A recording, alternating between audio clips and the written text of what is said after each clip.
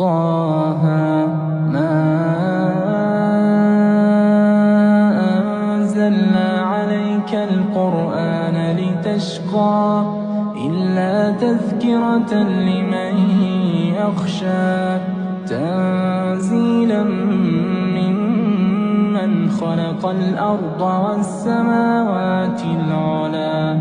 الرحمن على العرش استوى له ما في السماوات وما في الأرض وما بينهما وما تحت الثرى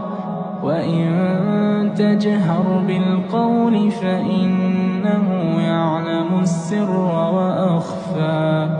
الله لا